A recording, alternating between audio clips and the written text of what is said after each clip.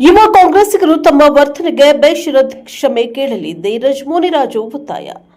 ಬೆಂಗಳೂರಿನಲ್ಲಿ ಬಿಜೆಪಿ ಯುವ ಮೋರ್ಚಾ ವತಿಯಿಂದ ಇಂದು ಫ್ರೀಡಂ ಪಾರ್ಕ್ನಲ್ಲಿ ಪ್ರತಿಭಟನೆಯನ್ನು ಹಮ್ಮಿಕೊಳ್ಳಲಾಗಿತ್ತು.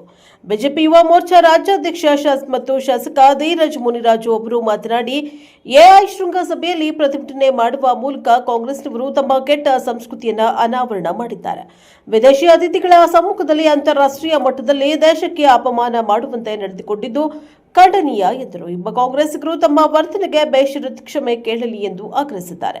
ಬೆಂಗಳೂರು ದಕ್ಷಿಣ ಜಿಲ್ಲಾಧ್ಯಕ್ಷ ಮತ್ತು ಶಾಸಕ ಸಿಕೆ ರಾಮಮೂರ್ತಿ ಅವರು ಮಾತನಾಡಿ, ಎಐ ಶೃಂಗಸಭೆಯಲ್ಲಿ 30 ರಿಂದ 35 ದೇಶಗಳು ಪ್ರತಿನಿಧಿಗಳು ಭಾಗವಹಿಸಿದ್ದು ಭಾರತಕ್ಕೆ ಅವಮಾನವಾಗುವ ರೀತಿಯಲ್ಲಿ ಯುವ ಕಾಂಗ್ರೆಸ್ ಕಾರ್ಯಕರ್ತರು ಅರೆಬೆತ್ತಲೆ ಪ್ರತಿಭಟನೆ ನಡೆಸಿದ್ದಾರೆ.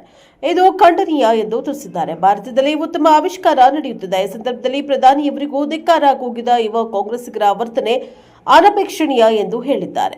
ಇವರ ವರ್ತನೆಯನ್ನ ಖಂಡಿಸಿ ಸಾರ್ವಜನಿಕರು ಒಂದೇ ಗೂಸ ಕೊಟ್ಟಿದ್ದಾರೆ ಎಂದು ಗಮನ ಸೆಳೆದರು. ಇದನ್ನ ಖಂಡಿಸಿ ಕೆಪಿಸಿಸಿ ಕಚೇರಿಗೂ ಮುತ್ತಿಗೆ ಹಾಕುವುದಾಗಿ ಹೇಳಿದ್ದಾರೆ. ಯುವ ಕಾಂಗ್ರೆಸ್ನವರು ಮಾನ ಮರ್ಯಾದೆ ಇಲ್ಲದಂತೆ ನಡೆದುಕೊಂಡಿದ್ದಾರೆ ಎಂದು ದೂರಿದ್ದಾರೆ. ಅವರನ್ನ ಸಮರ್ಥಿಸುವ ನಾಯಕರ ಕ್ರಮವೂ ಕೂಡ ಖಂಡನೀಯ ಎಂದು ಹೇಳಿದ್ದಾರೆ.